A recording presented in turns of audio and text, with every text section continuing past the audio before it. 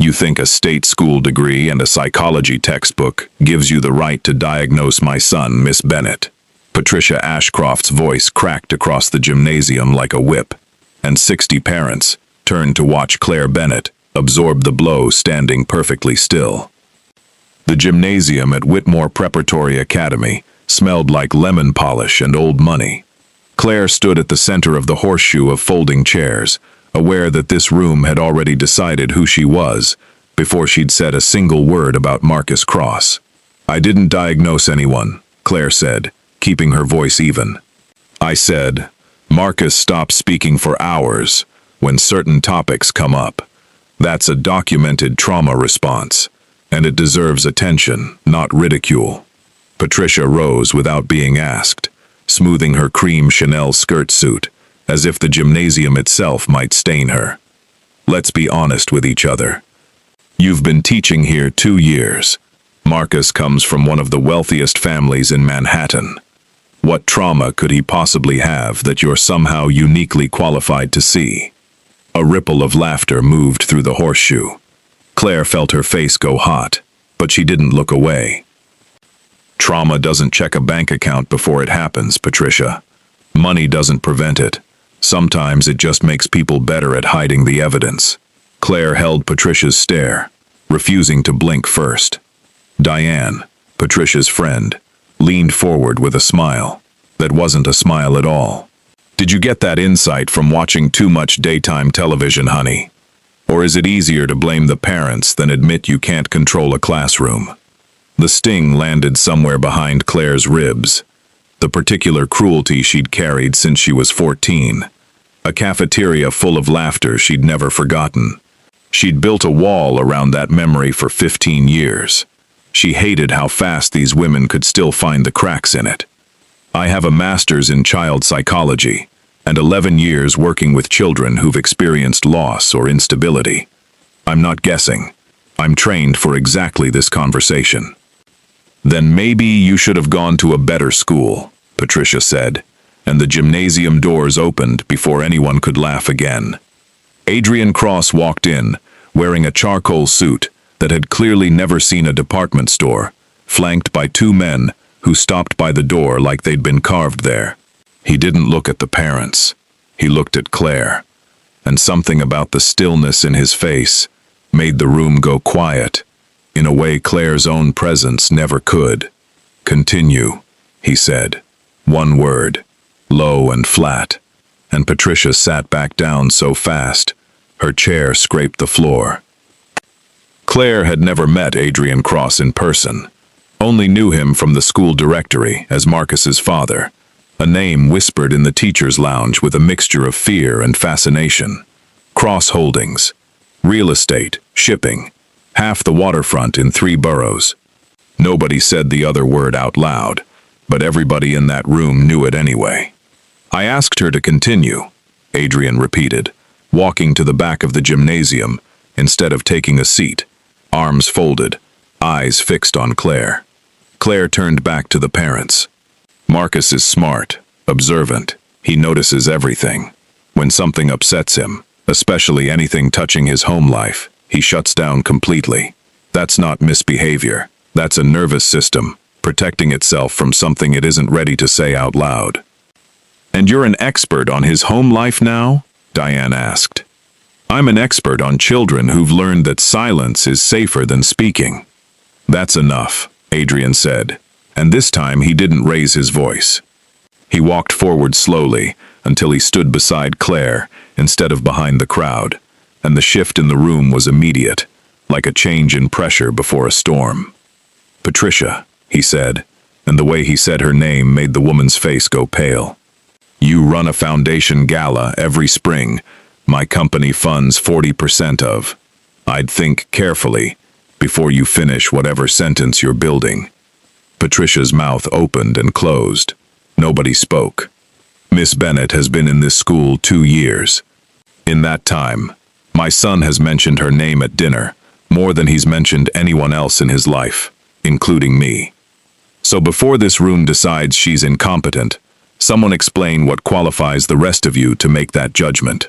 Raise your hand if you have a psychology degree." Silence. Raise your hand if you've spent 6 hours a day, 5 days a week, with my son. More silence. Claire glanced sideways at him, startled, because nothing in his tone suggested warmth, only a cold, exact fury that made the room shrink around it. That's what I thought, Adrian said. This meeting is over. The parents filed out in stiff, humiliated silence. Within 90 seconds, the gymnasium was empty, except for Claire, Adrian, and the two men still standing by the door. Thank you, Claire said quietly. You didn't have to do that. I didn't do it for you. Adrian's eyes were the color of wet slate, unreadable. I did it because you're the first person in 2 years who's told me the truth about my son, instead of what they think I want to hear. Then you already suspected something was wrong. I know exactly what's wrong with my son, Adrian said, and for one unguarded second, something moved behind his eyes, something like grief, gone as fast as it came. What I don't know is how you saw it, when his own mother didn't care enough to look. The words hung heavier than anything else said that morning. Claire didn't know what history lived inside that sentence, only that it explained the ice in this man, the armor he'd forgotten how to take off. I'd like to hire you, Adrian said abruptly, privately, in the evenings, to work with Marcus at my home. 3 times your teaching salary. Claire blinked. Mr. Cross, I have a full-time job. I know what you make at this school. I know your father died when you were 19, and I know you've been covering your mother's medical bills since college.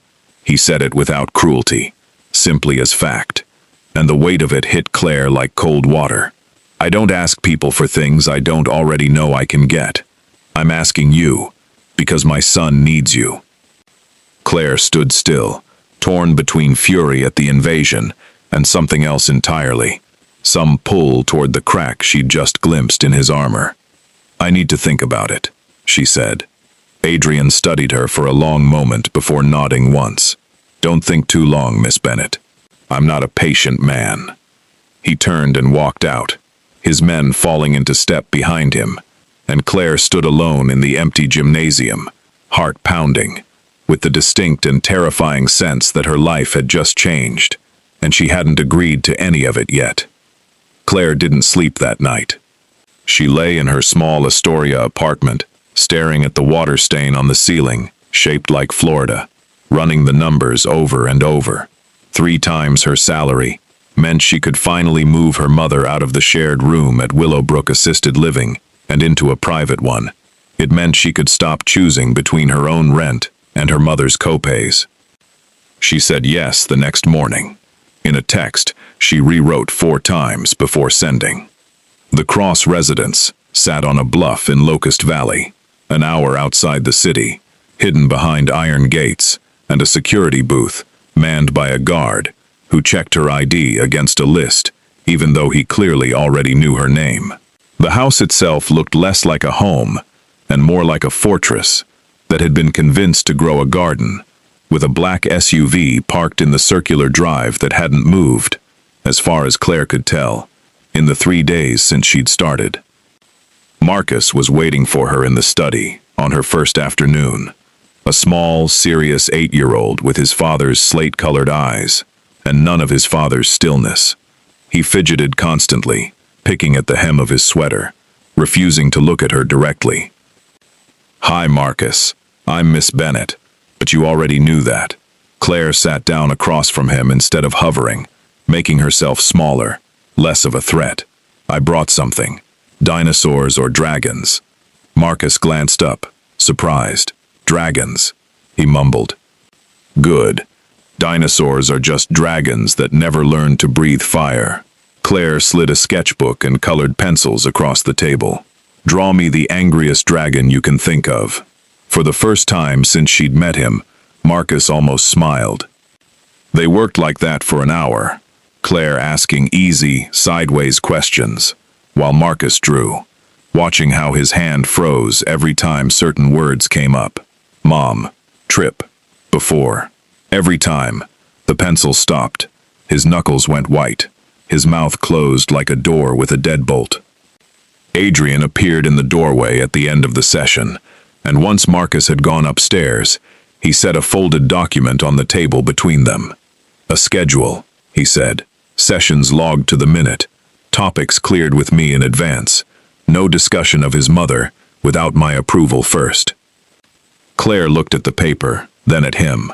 "That's not how this works. It's how everything in this house works. If Marcus feels like every word he says to me gets reported back and pre-approved, he'll stop talking altogether, and we'll be right back where we started." Claire pushed the paper back across the table. "I'll tell you what matters. I won't turn every session into a transcript for your approval." Adrian's jaw tightened, unused to being told no under his own roof. "This is my son, and I'm the only person he's spoken more than 3 sentences to in 18 months. You hired me because I know how to do this. Let me do it." For a long moment, neither of them moved. Then Adrian picked the paper back up, folded it once, and said nothing further about it, though something in his expression suggested he wasn't used to losing an argument in his own study. "He laughed today," Claire said, softer now. "Really laughed. First time since I started." Something shifted in Adrian's face, the tension of a moment ago giving way to something quieter. "He hasn't laughed like that in months." "He's a good kid," Claire said, packing her pencils. "Scared, but good. Mr. Cross, I need to ask you something, and I need an honest answer if this is going to work." "Ask." "What happened with his mother?" The silence stretched long enough that Claire thought he wouldn't answer at all. Then he crossed the room, poured 2 fingers of something amber into a glass, and didn't drink it, just held it, like it gave his hands somewhere to be. "Vivian left 18 months ago," Adrian said finally. "No goodbye to him, no call. Her closet was empty, and there was a note on the kitchen counter addressed to me, not to him. Marcus found it before I did. 7 years old, reading that his mother left because she needed a life that wasn't, quote, buried alive in this family." Claire's stomach turned. "Where did she go?" "I stopped asking a long time ago." Adrian's voice had gone flat. "What matters is what she took from him. Trust. He's waiting for you to disappear too, Miss Bennett." Claire thought of her own father, gone in a single terrible night when she was 19. "I'm not going anywhere," she said, and meant it more than she expected to. "Everyone says that. I'm not everyone." The corner of his mouth almost moved. "No," he said quietly. "I'm starting to think you're not." She noticed something else too. 3 weeks in, Adrian had come to observe the end of a session, and Marcus had grabbed Claire's hand to show her something in his notebook. Adrian's eyes followed the movement, and for half a second, something unreadable crossed his face, gone before Claire could name it.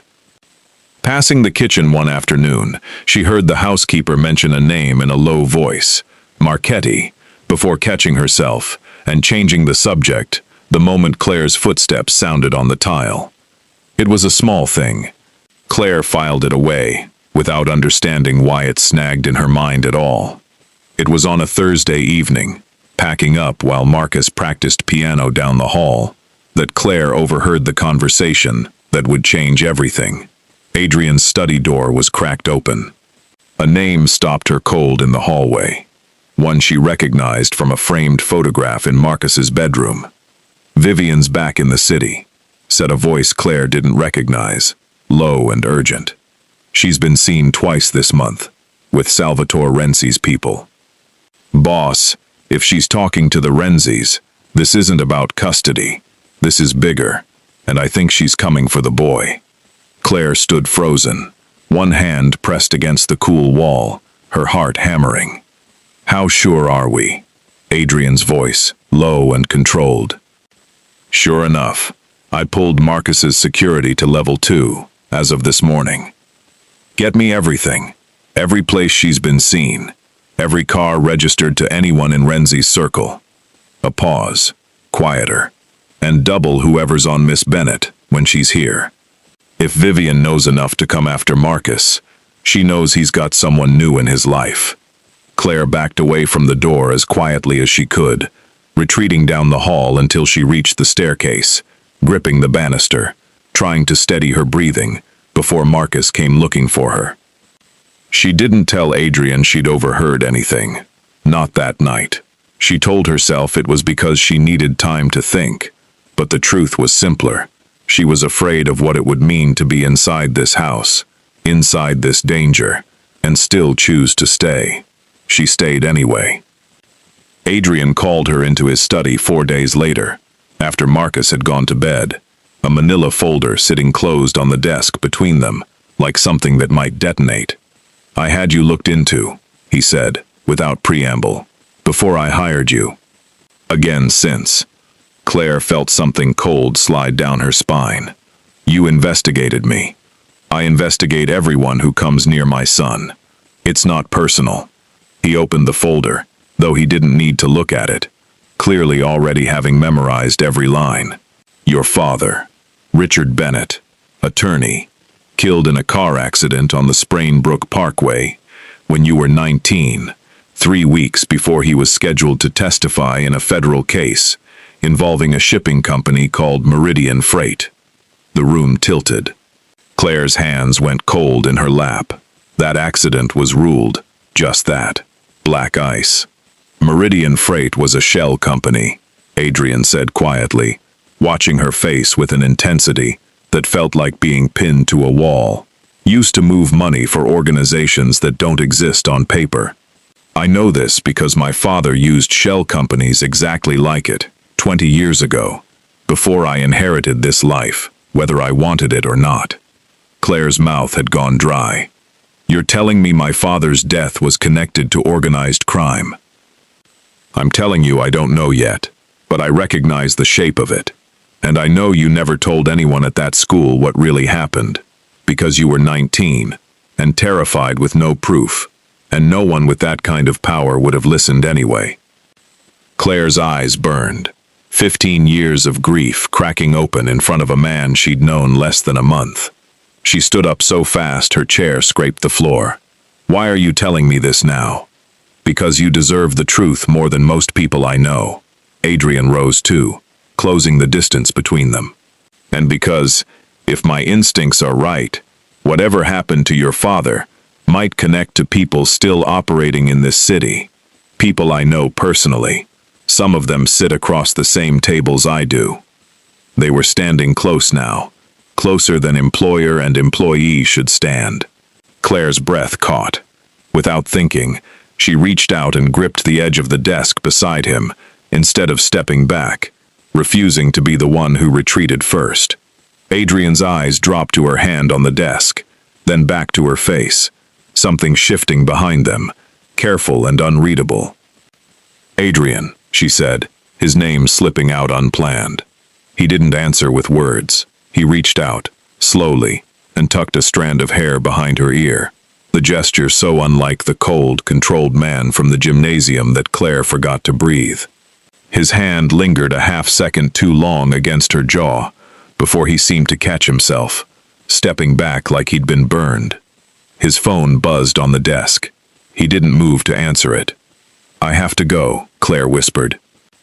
"I know," Adrian said, but neither of them moved for another 3 full seconds, the silence between them louder than anything either could have said. Nico drove her home that night, and at the door, he gave her the same small, strange nod he always did, warning and welcome at once. 2 weeks passed. Marcus improved steadily, speaking more, laughing more, once astonishingly crying in Claire's arms, after finally naming the thing he'd never said aloud, that he was afraid his father would leave too, the way his mother had. It was during that same stretch that Claire began noticing the house changing shape around her, without anyone explaining why. New cameras along the tree line, a second guard, rotating through the kitchen entrance, Marcus's school pickup, switching from 1 SUV to 2, traveling in tandem. "Is something wrong?" Marcus asked one evening, drawing another dragon, this one hiding inside a cave. "Dad's been on the phone a lot. He thinks I don't notice. I notice everything. Sometimes grown-ups have things to sort out that aren't your job to worry about, Claire said gently. My job is to make sure you feel safe while they sort it out. Do you feel safe right now, with me? Marcus considered this with the seriousness only children give questions adults ask too casually. Yeah, he said. You don't leave when things get scary. Everyone else leaves. Claire's throat tightened. I'm not everyone else. The following Tuesday, arriving early, Claire found the housekeeping staff clearing out a storage closet near the study, and among the boxes, she caught sight of an old photograph, half tucked into a folder someone had forgotten to close. A much younger Adrian, maybe 25, standing beside his father at what looked like a shipping dock, and behind them, barely visible at the edge of the frame, a man whose face struck Claire as unsettlingly familiar, though she couldn't place why. She didn't have time to look closer before the housekeeper noticed her and closed the folder, flustered, mumbling an excuse about old company archives. Claire said nothing, but the man's face stayed with her the rest of the day, nagging at some memory she couldn't quite surface. That evening, Adrian found her in the hallway outside Marcus's room, and something in his posture told her he'd been waiting to talk to her alone. I need to ask you something, he said quietly. Your father's case file. Did he ever mention working with anyone named Vittorio, or a company called Renzi Shipping? Claire's blood went cold. Why are you asking me that? Adrian's jaw tightened, and for the first time since she'd known him, she saw something that looked almost like fear cross his face. Because I think the man threatening to come after my son isn't just some rival with a grudge, Claire. I think he might be connected to something that goes back 30 years, to my father, and possibly to yours. 2 boroughs away, in a little Italy apartment that smelled of cigars and old money, Salvatore Renzi listened to a report from one of his men, a folder open on the table in front of him. The Cross boy has a new tutor, the man said. A school teacher, Bennett. She's been coming to the house 3 nights a week for over a month. Renzi's eyes lifted slowly from his drink. Bennett. Common enough name, boss. Not to me. Renzi closed the folder, something cold settling behind his eyes. Find out everything about her, where she came from, who her family is, what she knows. If Adrian Cross has let someone new that close to his son, I want to know exactly who she is, before we decide whether she's a problem. Claire didn't sleep well after that conversation. She spent the next 3 days turning her father's case files over in her mind, while the house on the bluff seemed to hold its breath around her, waiting for something neither she nor Adrian had named out loud yet. She arrived on Friday to find Adrian at the kitchen window at 6 in the morning, sleeves rolled, tie loosened, looking less like the man who'd silenced a gymnasium and more like someone tired down to the bone. You're up early, Claire said, setting her bag down. I don't sleep much. Marcus has nightmares. I hear him before the monitor does. What does he dream about? Vivian, leaving, sometimes worse. Adrian's jaw worked once. Last week, he dreamed I disappeared too. He woke up screaming that he was alone in the house. I sat with him until sunrise. Claire's chest ached in a way she hadn't expected. She'd spent weeks cataloging this man as a fortress, cold and untouchable. And here he was, at 6 in the morning, unguarded, exhausted, more human than she'd let herself imagine. You're a good father, she said quietly. Adrian turned then, something in his face shifting. I don't know how to be anything else to him. I know how to be feared. I know how to be obeyed. I don't know how to be safe, and that's the only thing he actually needs from me. You're safer than you think. He talks about you like you're the only steady thing in his world. Something moved behind Adrian's eyes, raw and unguarded.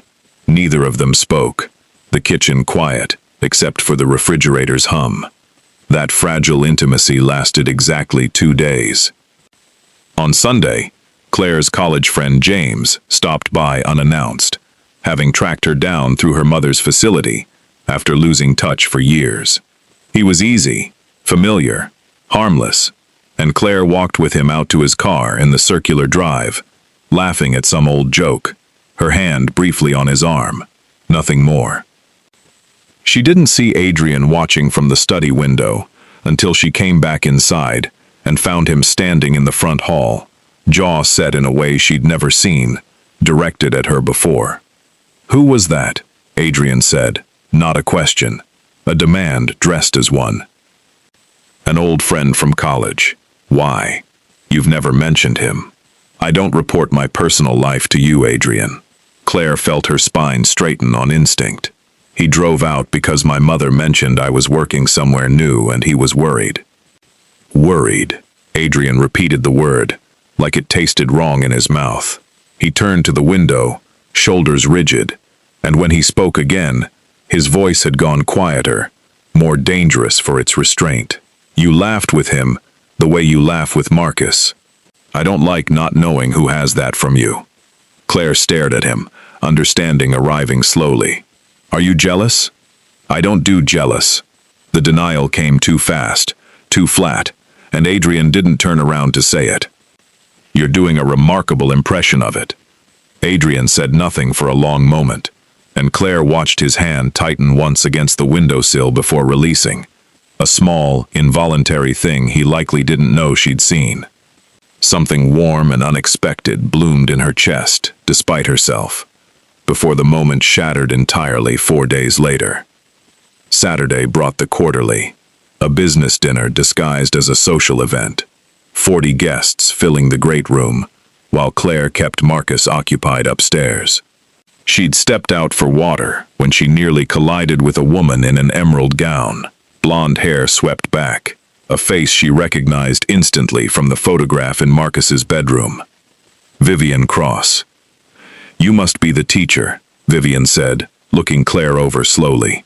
"Adrian's little project. He does love his charity cases." "I'm Marcus's tutor," Claire said, spine straightening. "Of course you are." Vivian's smile was razor thin. "Does he know you're in love with him yet? It's written all over your face, sweetheart." "It usually is, with the ones who don't have anything else to offer." The words landed exactly where they were meant to, deep in that old wound Claire had carried since she was 14.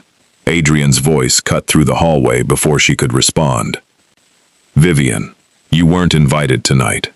Vivian turned, smile, not reaching her eyes. "I'm still his mother, whether your security team likes it or not. You'll see him through your lawyer, the way we agreed. Nico will walk you out."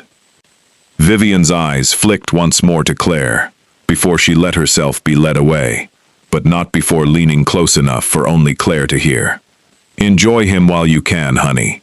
Men like Adrian don't keep the help around once they've had their fun." Claire stood frozen in the hallway, long after Vivian disappeared. "Don't listen to her," Adrian said quietly.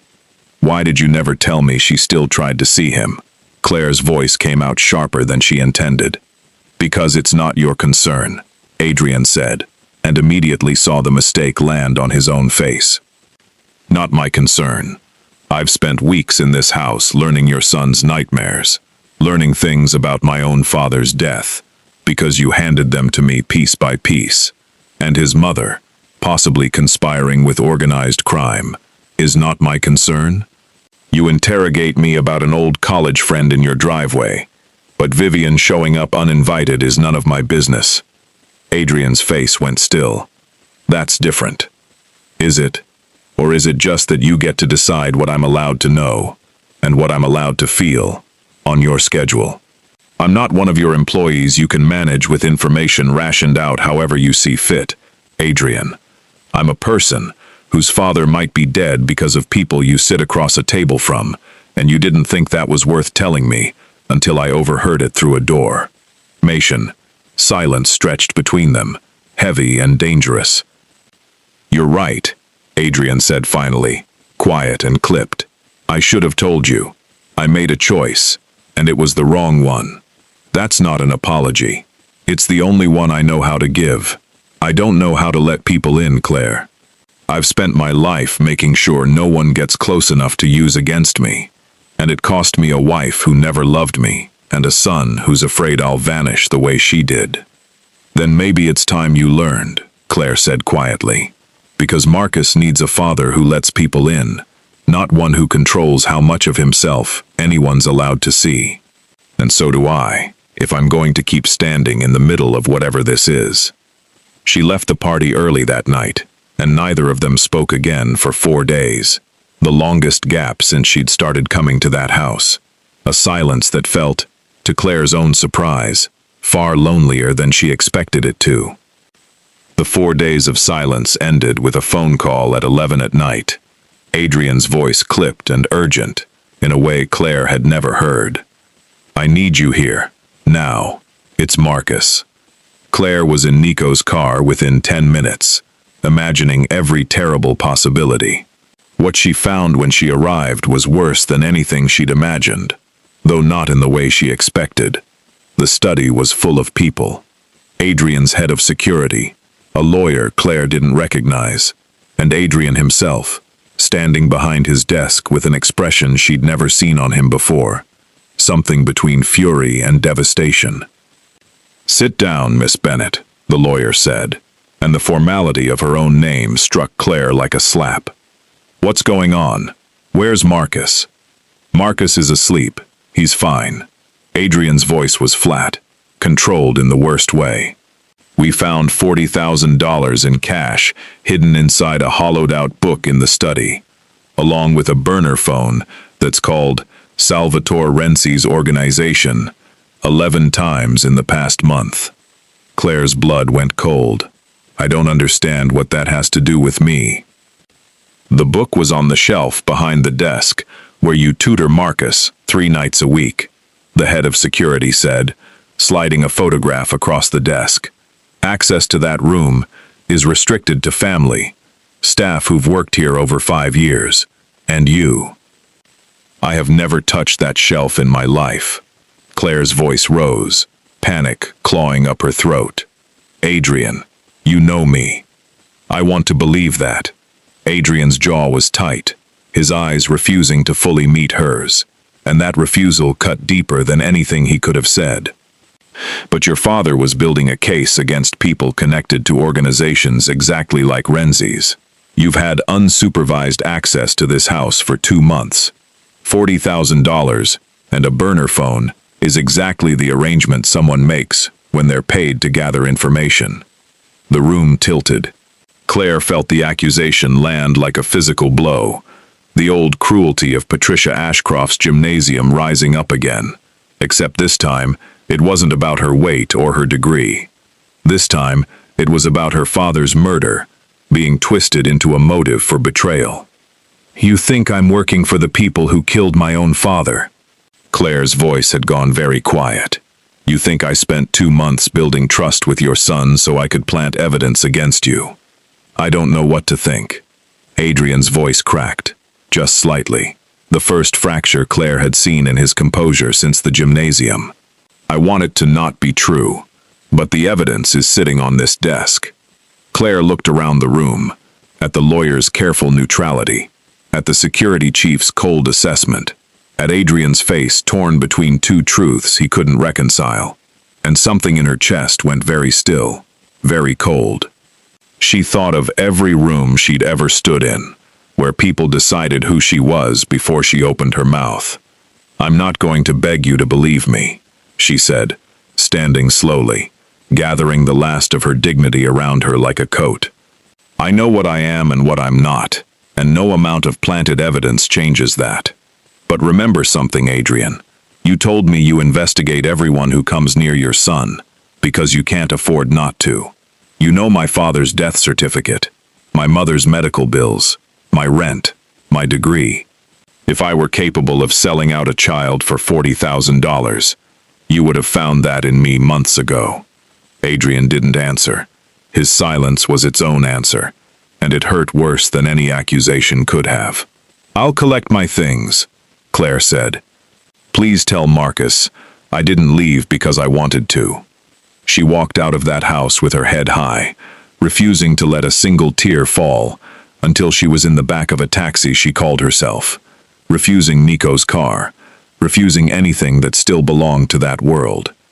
Only then, alone in the dark, did she let herself shake. 2 miles away, in a penthouse on Park Avenue, Adrian Cross poured herself a glass of champagne and smiled at the silver-haired man sitting across from her. "She's out," Vivian said. Adrian's too proud to admit he was wrong about anyone, especially not a school teacher he let get too close. "The plant worked exactly like you said it would." "And the girl won't go to the police?" Salvatore Renzi asked, swirling his glass. "Please, who would believe her? A chubby elementary school teacher, accusing one of the most powerful families in New York of framing her." Vivian laughed, sharp and satisfied. "Adrian will spend weeks convincing himself he made the right call. By the time he realizes he didn't, we'll already have what we need." "What exactly do we need, Vivian? You've been vague." Vivian's smile faltered for half a second before recovering. "Access. Marcus is the key to everything Adrian's father built. Every account, every shell company, every piece of leverage from 30 years of business. Once custody proceedings start again, once I look like the concerned mother protecting her son from a father who fires people on unverified accusations, I'll have grounds to force a settlement that gives me exactly what I need." What neither Vivian nor Renzi noticed was the phone on the side table beside Vivian's purse, screen dark, recording an audio memo that had activated by accident when she'd set her purse down too hard, a habit Renzi's own driver had once complained about.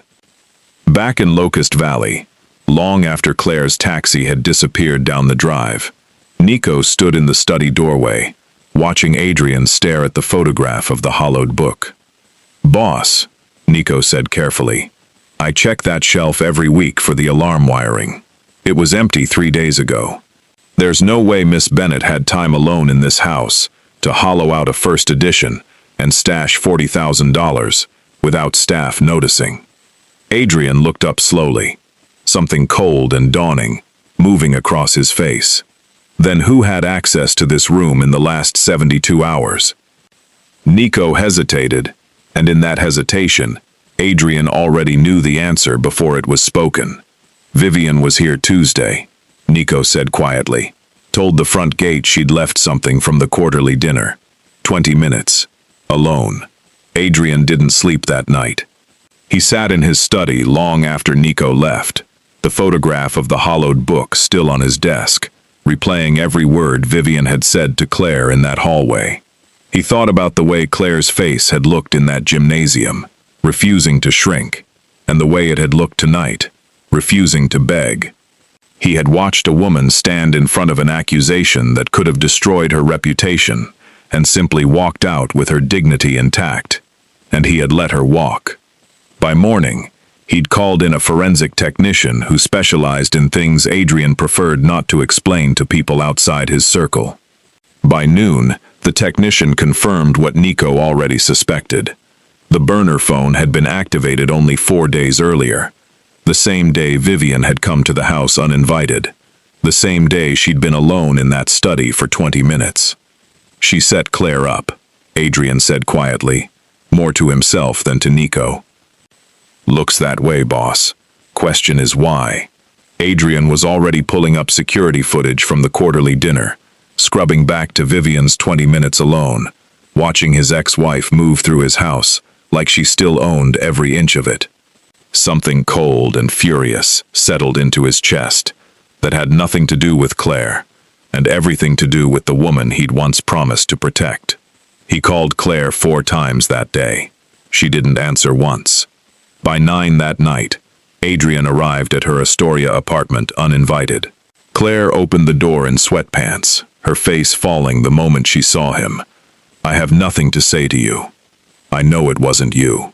Adrian's voice was rough, urgent, nothing like the composed man from the gymnasium. "The phone was activated 4 days before we found it. Vivian was in the house alone the day it was planted. I was wrong." Claire crossed her arms. "You believed her lie, before you believed 2 months of knowing me. I know.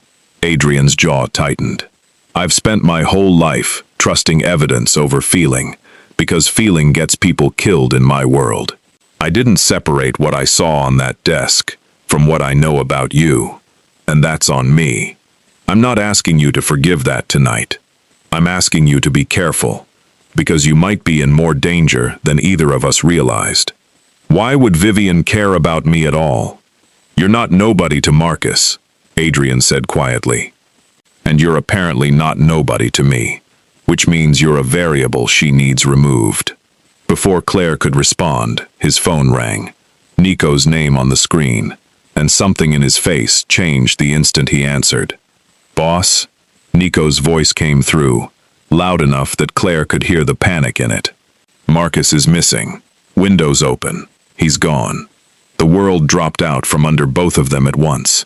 Adrian was already moving, and Claire grabbed her coat without thinking, following him into his waiting car, before either of them discussed whether she should come. The drive to Locust Valley took 31 minutes that felt like 3 hours. Somewhere in the chaos, a text arrived on Adrian's personal phone from a blocked number. You should have let me see my son the right way, Adrian. Now we do this the hard way. He's safe. For now, don't call the police, or you'll never see him again. Adrian's hand shook, just slightly. The first crack in his composure Claire had ever seen threatened to break all the way open. She took him, he said, voice hollow. We're going to get him back, Claire said, reaching across the seat and gripping his hand. Adrian looked at her. Something desperate and grateful tangled in his expression, and for the first time since she'd known him, he didn't pull away. Back at the house, security had already isolated the footage. An unmarked van outside the perimeter fence for 11 minutes, a side gate tampered with, and Marcus being walked across the lawn by a man in a delivery uniform while Vivian waited by the open van door. She had help from inside, the security chief said grimly. That gate alarm was disabled from the interior panel. While the security team argued over routes and response times, Claire slipped upstairs to Marcus's room, unable to simply stand and wait. She'd learned months ago that Marcus processed fear through his drawings, before he ever spoke it aloud, and if he'd sensed danger building in this house, some trace of it might already be sitting in his sketchbook. She found it on his nightstand, flipped past dragons and spaceships to the last page, and stopped cold. A crude drawing, dated 3 days earlier, showed a large rusted box beside water, with small stick figures and the word boat scrawled beside it in his careful 8-year-old handwriting. She carried it downstairs and put it directly in front of the security chief. He drew this 3 days ago, a container, near water. If someone's been talking to him about a place, this might be it. The security chief's expression shifted from dismissal to attention in the space of a breath. Waterfront storage. That narrows Renzi's likely holdings by more than half. He was already redirecting 2 teams before Claire finished speaking. Claire's mind raced back through every face she'd seen in that house. And then, with a sickening lurch, she remembered a conversation overheard in the kitchen weeks earlier. The housekeeper's assistant, a young man named Derek, complaining bitterly about being passed over for a promotion. Derek, Claire said suddenly. He's been angry about being passed over for months. Within minutes, confirmation came. Derek Malone, employed 8 months, flagged now for a $15,000 cash deposit, the same week the burner phone was planted. He's gone, Nico reported. Rooms cleared out. Adrian stood in the center of the security office, his face a mask of controlled fury, his voice dropping into a register Claire hadn't heard before, something ancient and dangerous that made even Nico take half a step back. Get me everyone we have, Adrian said.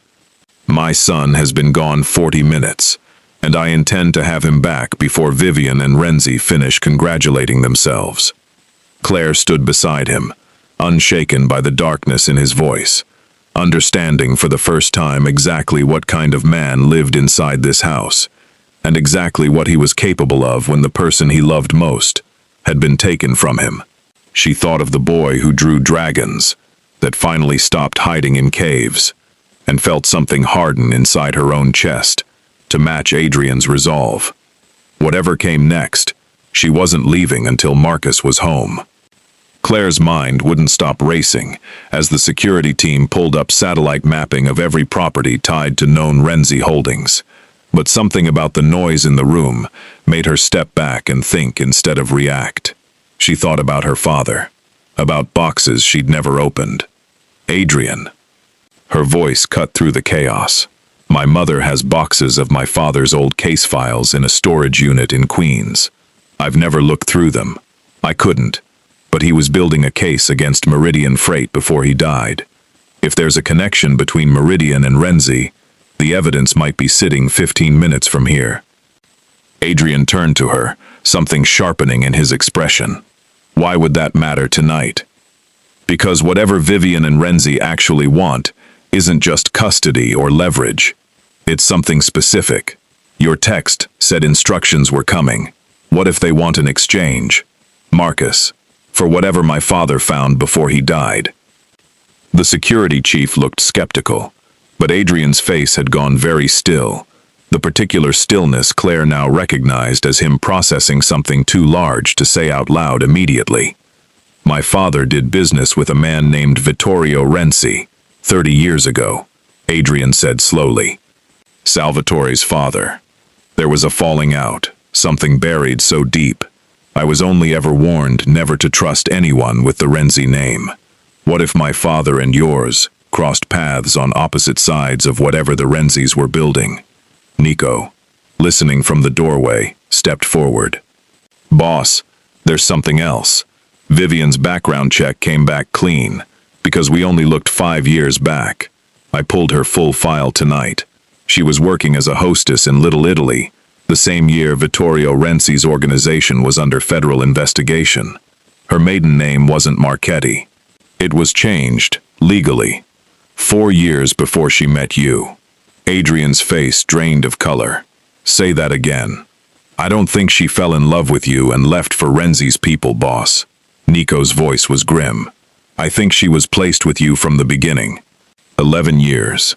Waiting for something to become more valuable than the marriage itself. Marcus. Claire's mind flashed suddenly to the housekeeper's whispered name, weeks earlier. The one she'd caught and forgotten. Marchetti. And the half-glimpsed photograph in the storage closet. A face she couldn't place. It clicked into place now with sickening clarity. She'd seen the thread before she understood what it meant. I saw that name before, Claire said slowly. Weeks ago. Your housekeeper said it and stopped herself. I didn't think anything of it. Adrian sat down slowly, 11 years of his life reorganizing itself behind his eyes. She wanted access to Cross Holdings' internal accounts from the start. The affair, leaving me, all of it.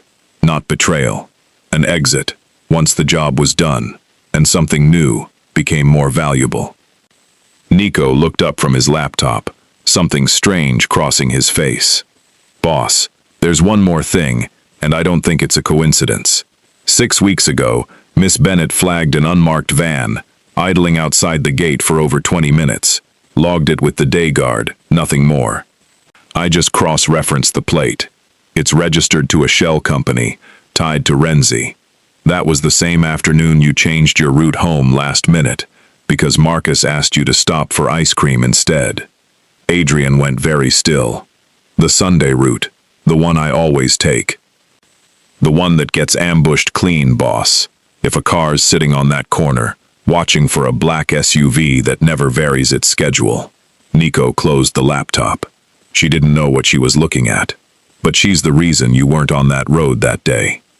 Claire stared at him, stunned, some cold understanding settling into her chest. She'd reported a van out of nothing more than a schoolteacher's instinct that something felt wrong, never imagining it had anything to do with the man now gripping her hand like it was the only solid thing left in the room. Claire reached for his hand, and he gripped it like an anchor.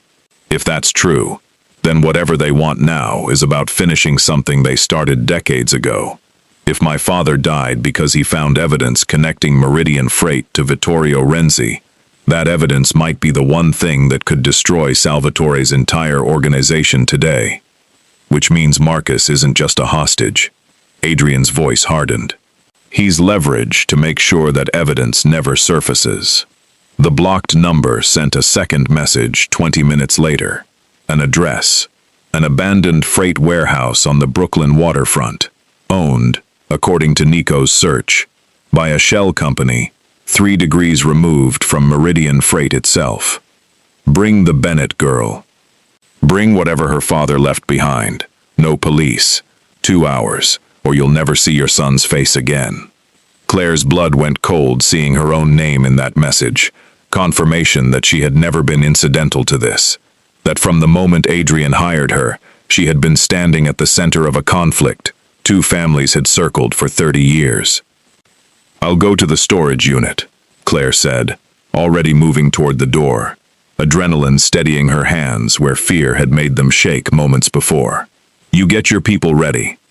Claire, Adrian caught her arm before she reached the door, his face softening into something raw and unguarded, something he'd kept locked away since the day she met him. Whatever happens tonight, I need you to know I was wrong to doubt you. You are not incidental to this family. You never were.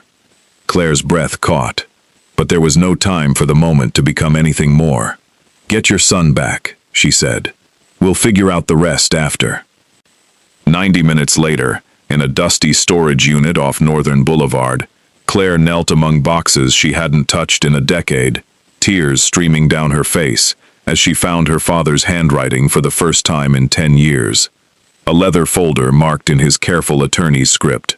Meridian Freight, Renzi Shipping Consolidation, Federal Case 04-7731, and beneath it, a sealed envelope that made her hands shake so badly, she nearly dropped it.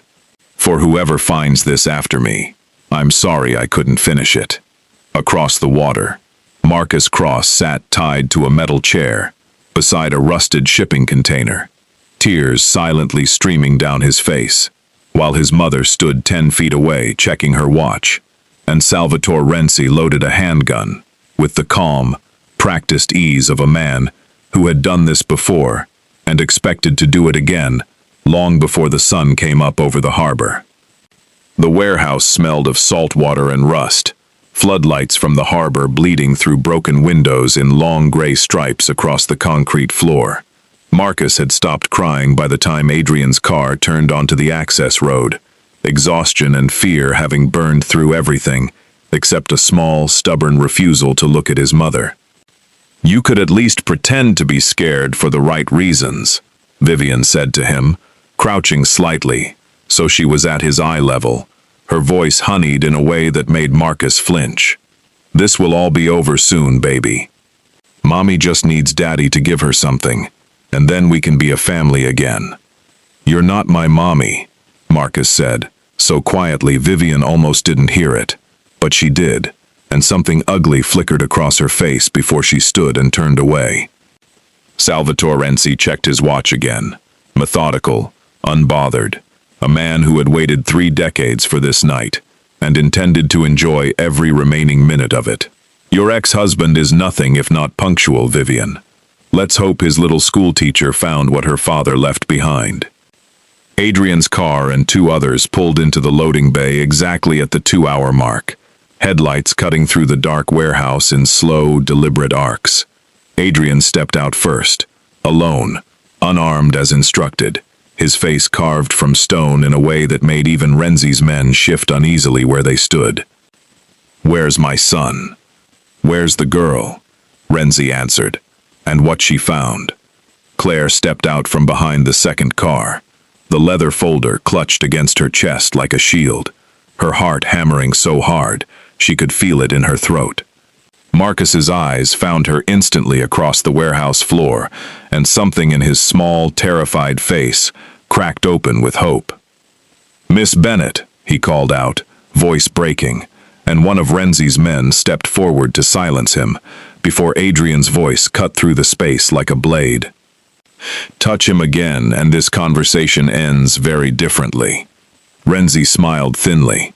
Let's not posture, Adrian. We both know how this works. The folder, in exchange for the boy. Then everyone drives home. Give me my son first. The folder first.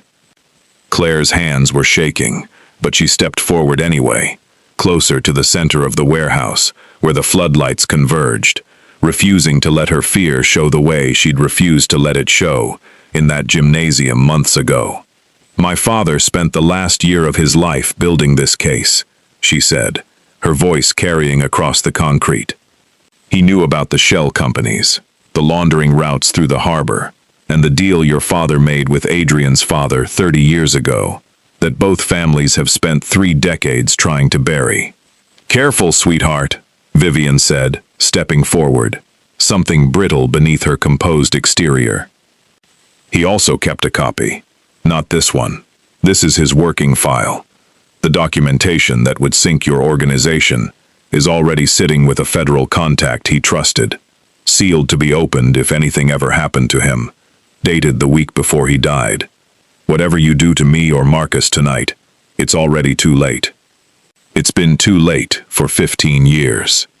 Silence spread across the warehouse. Renzi's face had gone rigid, calculating, the first real crack in his composure since Claire had stepped out of the car. She's bluffing, Vivian snapped, though her voice had lost some of its certainty. Am I? Claire held her ground, gambling everything on the 15 years her father had spent building an unshakable case. A man who never did anything halfway.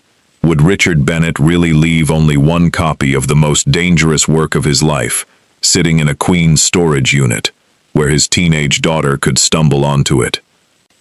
Renzi's jaw tightened. Adrian, watching from several feet away, recognized the strategy the instant Claire deployed it. The same refusal to blink first he used himself in negotiations, and something in his chest swelled with an emotion he didn't have time to examine. Enough, Renzi said finally, gesturing sharply to his men. Bring the boy. We're leaving. Vivian, get in the car. What about the folder? Vivian's voice had risen, panicked, watching 30 years of planning start to unravel in real time.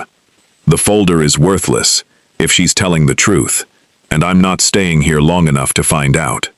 Renzi was already backing toward the far exit, his men releasing Marcus's restraints roughly, shoving the boy forward across the concrete floor.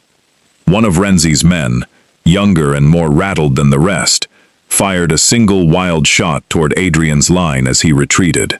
It went wide, but not wide enough. Marcus's driver, a quiet man named Sal who'd worked for the Cross family for 6 years, stepped instinctively into its path as he moved to shield Marcus's route across the floor, taking the round in his shoulder and dropping hard against a stack of crates. Man down, someone shouted, and 2 of Adrian's people broke formation to drag Sal behind cover, applying pressure to the wound while he grimaced and insisted, through gritted teeth, that he was fine, that Marcus needed to keep moving. Marcus ran anyway, small legs pumping across the warehouse, straight into Adrian's arms, and for one suspended moment, nothing else in the world existed except a father crushing his son against his chest, murmuring something too quiet for anyone else to hear. But Vivian wasn't finished. As Renzi's men retreated toward the loading bay, she lunged forward, grabbing Claire's arm with sudden, vicious strength, wrenching the folder from her grip. You don't get to win this, Vivian hissed, and in the same motion, pulled a small pistol from inside her coat, leveling it at Claire's chest, with a hand that trembled with 15 years of buried rage. You think you're better than me? A little schoolteacher who thinks she can waltz into my son's life and take everything I spent a decade building? Vivian, don't. Adrian's voice cracked across the warehouse. Marcus still clutched against him, terror flooding his face for the first time all night. Put the gun down. Claire's voice was steadier than she felt, her eyes locked on Vivian's, refusing to shrink. The same refusal that had carried her through every room that had ever tried to make her small. You already lost, Vivian. Renzi's already running. There's nothing left for you here, except whatever choice you make in the next 10 seconds.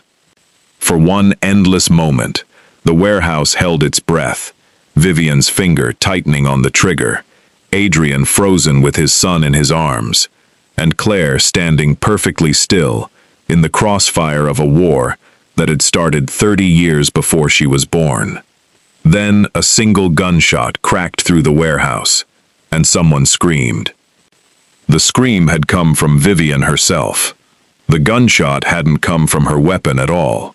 It came from behind the shipping containers, where Nico had been positioned since before Adrian's car ever pulled into the loading bay. A contingency Adrian had put in place the moment he read Renzi's message and refused to gamble his son's life on the criminal's word alone. The bullet struck Vivian's forearm, and the pistol clattered to the concrete, spinning away from her outstretched hand. She crumpled against a stack of pallets, clutching her arm, blood seeping between her fingers, her face contorted with pain and fury in equal measure. Marcus flinched hard against his father's chest at the sound, and Adrian's arms tightened around him instinctively, one hand covering the boy's ear, as if he could undo the noise after the fact.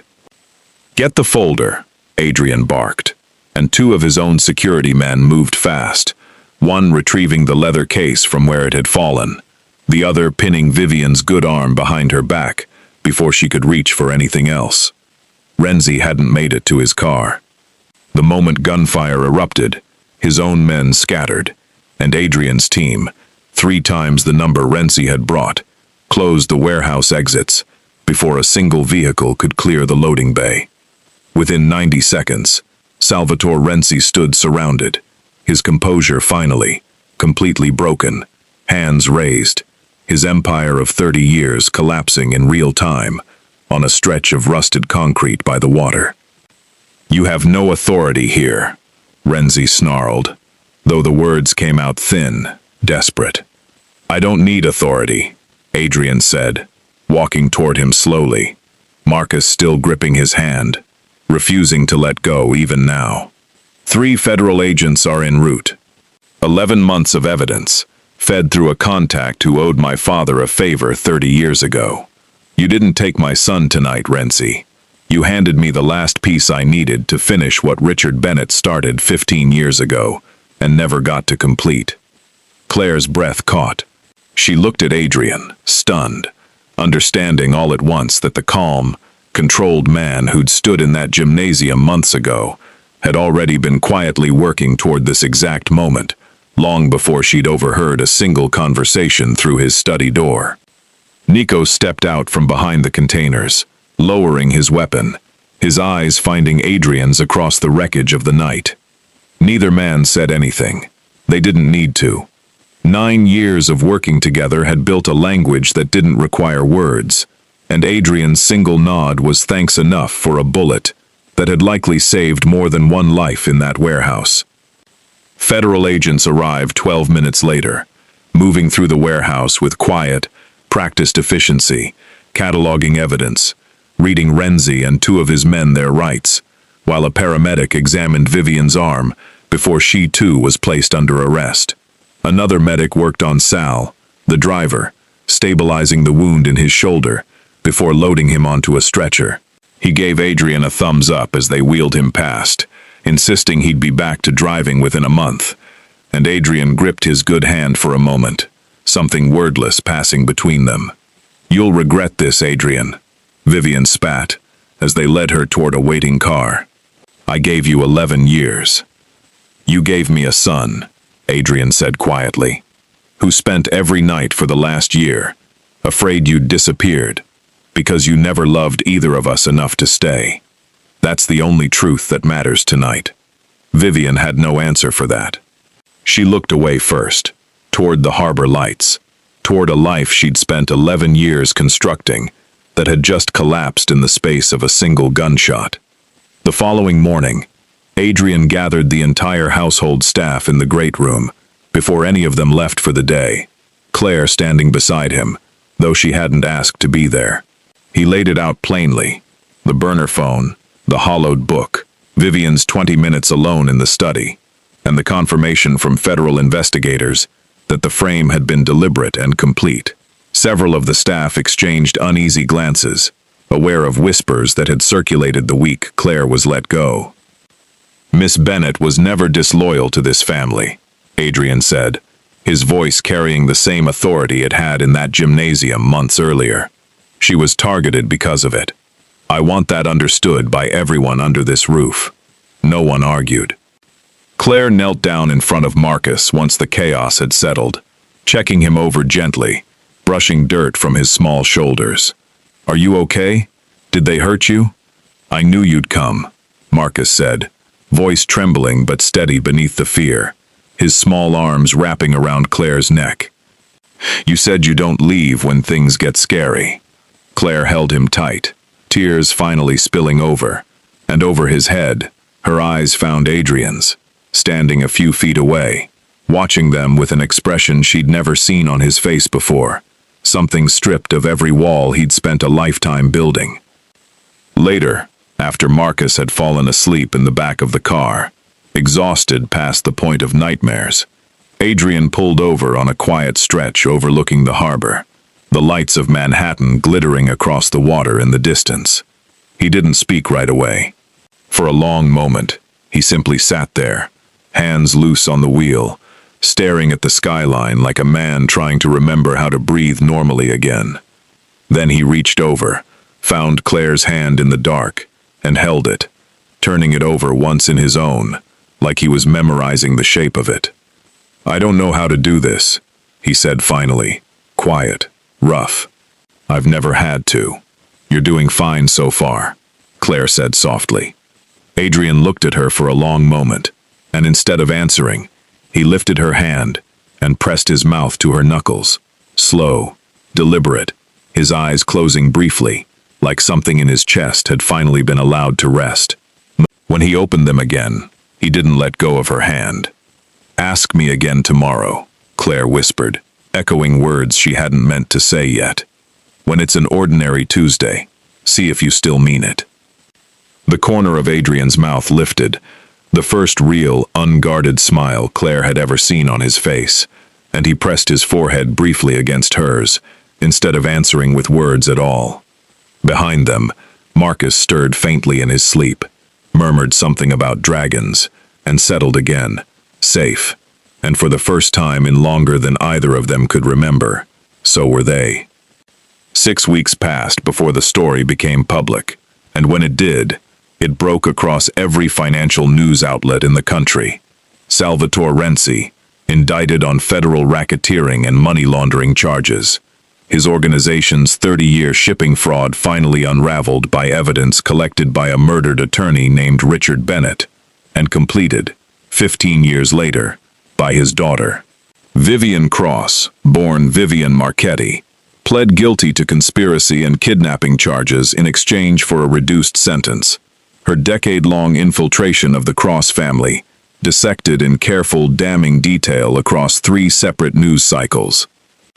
Whitmore Preparatory Academy held its spring gala the same week the story broke, and Claire walked in wearing a deep blue dress she'd bought herself, not caring anymore whether it flattered the shape the fashion magazines insisted she should be ashamed of.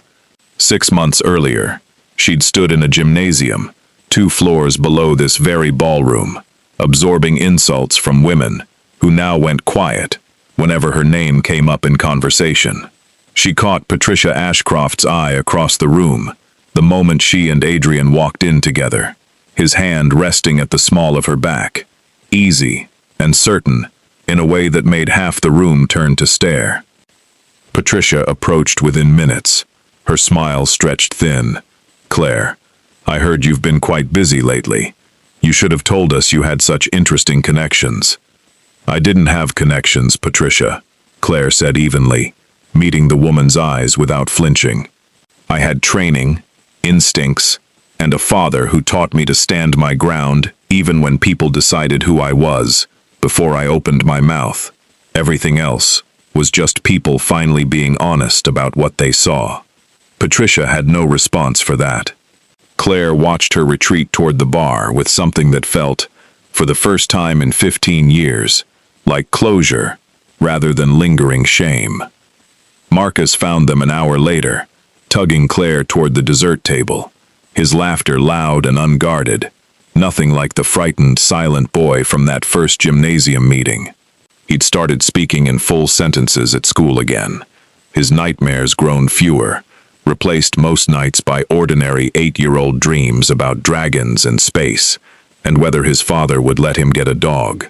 His teacher had mentioned to Adrian just that week that Marcus had raised his hand to answer a question for the first time all year, something so small it would have meant nothing to anyone who hadn't watched him disappear into silence, the way Claire had. "Dad said I could ask you something," Marcus said, suddenly serious, tugging at her sleeve. "Is it true you're going to live with us now?" Claire glanced at Adrian, who was watching them both with an expression that had softened permanently since that night on the harbor road. "That depends," she said, "on whether your dad ever actually asks me properly, instead of making plans behind my back."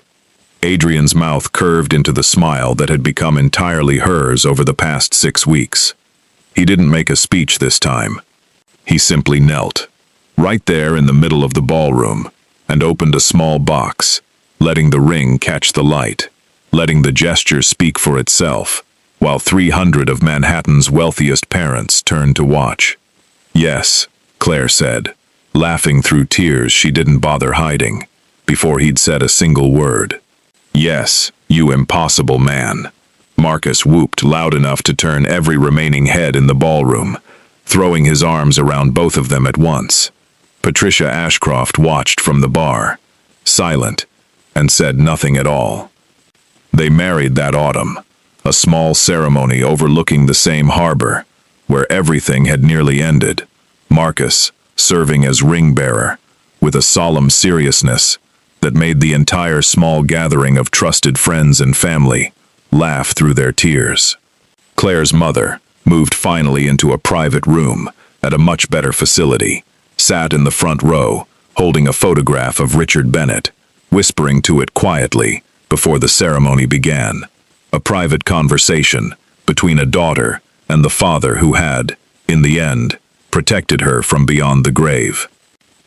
2 years later, Claire stood in the doorway of a nursery in the Locust Valley house, watching Adrian rock their infant daughter to sleep, humming something tuneless and off-key he'd never admit to doing in front of anyone else. Marcus, 10 now and taller every month, sat on the floor nearby, sketching a new dragon in a well-worn notebook, this one breathing fire proudly instead of hiding in a cave. Claire thought sometimes about the woman she'd been in that gymnasium, certain that her body and her degree and her ordinary life made her invisible in rooms full of wealth and power. She thought about how wrong that woman had been, and how right she'd been about the only thing that had ever actually mattered, that she knew exactly who she was, and no room full of people who thought otherwise had ever been able to take that from her. Adrian looked up and caught her watching from the doorway. He didn't say anything either. He simply reached out one hand toward her, palm open, an invitation instead of a declaration, and Claire crossed the room and took it, understanding now what neither of them had needed words to say for a long time. He was still the man who could silence a room with a single word, still capable of the cold precision that had once built an empire out of fear. But he was also, now, a man who hummed off-key to a sleeping infant and let his son fall asleep mid-sentence about dragons without once checking his phone. Loving someone hadn't made him weaker. It had simply, unexpectedly, made him strong enough to finally put down everything he'd spent his whole life carrying alone.